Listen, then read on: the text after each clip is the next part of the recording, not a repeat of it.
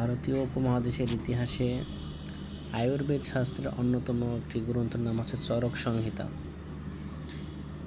চরক সংহিতা প্রাচীন ভারতের ঋষি মহর্ষি চরক বিরচিত গ্রন্থ, যা আয়ুর্বেদ শাস্ত্রের অন্যতম দলিল ও ভাণ্ডার।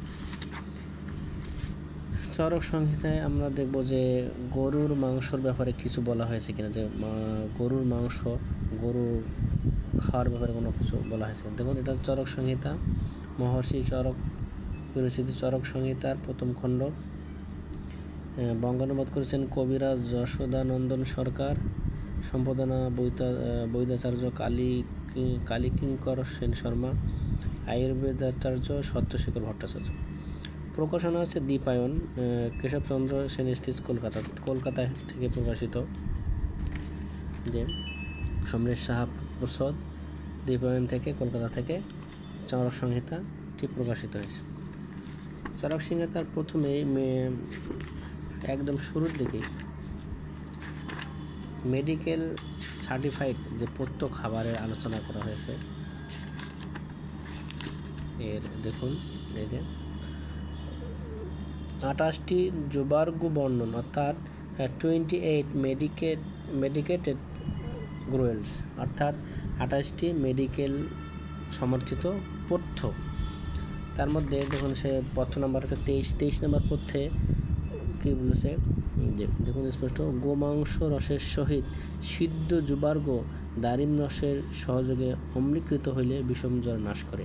অর্থাৎ বিষম জ্বরকে দূর করার জন্য গোমাংসের দরকার, অর্থাৎ গোমাংসের ক্ষেত্রে এখানে আলোচনা করা হয়েছে।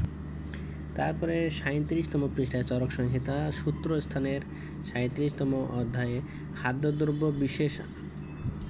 খাদ্যদ্রব্য বিশেষ আহারের মাত্রা সম্পর্কে, আহার অর্থাৎ প্রত্যেকটি খাদ্য খেলেই হবে না, এর আহারের মাত্রা কেমন হওয়া উচিত সে সম্পর্কে বলতে গিয়ে এখানে বলা আছে কুরসিকা, কিলাট, শুকুর মাংস, গোমাংস, মৎস্য, দধি ও মাসকলাই সর্বদা ভক্ষণ করিবে না।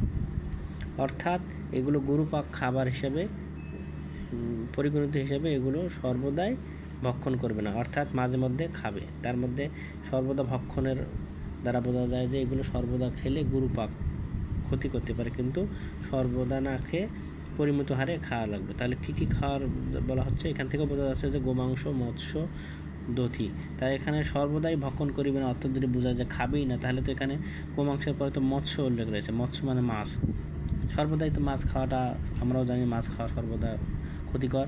ঠিক এরকম অন্যান্য মাংস খাওয়াও ক্ষতিকর, কিন্তু এখানে বলা হয়েছে যে গোমাংস, শুকর মাংস, মৎস্য, দধি, মাসকলাই সর্বদাই ভক্ষণ করবে না। তবে এর দ্বারা বোঝা যায় যে সর্বদা ভক্ষণ না করলে পরিমিত হারে ভক্ষণ করতে পারা যায়।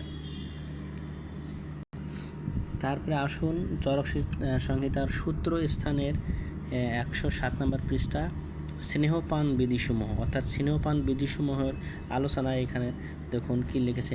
ঐরূপ স্থলে লাবক, তিতির, ময়ূর, হংস, বরা, কুক্কুট, গো অর্থাৎ গরু, ছাগল, মেষ ও মৎস্য জুসের সহিত স্নেহপান করিবে।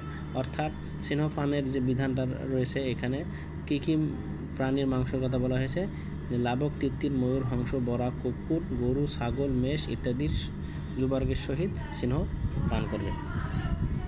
এখানেও চরক সংহিতার এখানেও গরুর মাংসর কথা বলা রয়েছে। এবার আসুন দেখি গরুর মাংসের গুণাবলী সম্পর্কে কোনো বলা আছে কিনা। চরক সংহিতার সূত্র স্থান 238, 239 পৃষ্ঠায় দেখুন, মাংসের গুণাগুণের ক্ষেত্রে গোমাংসের গুণের ব্যাপারে বলা হচ্ছে যে স্থলে পিত্ত শ্লোমার কোনো যোগ নাই, কেবল বায়ুর প্রধানতা আছে, সেই স্থলে গোমাংস উপযোগী। এই গোমাংস কী করে, ইহা পিন্স, বিষমজ্বর, শুকনো কাশ, অত্যাধিক পরিশ্রম দ্বারা করে শ্রম, অত্যাগ্নি এবং মাংস ক্ষয়, অর্থাৎ যাদের শরীর চিকন হয়ে যায়, মোটাসোটা হওয়ার প্রয়োজন, মাংস ক্ষয়, যক্ষায় হিতকর। অর্থাৎ গোমাংসের এখান থেকে বোঝা যায় যে গোমাংসেরও গুণাগুণ রয়েছে।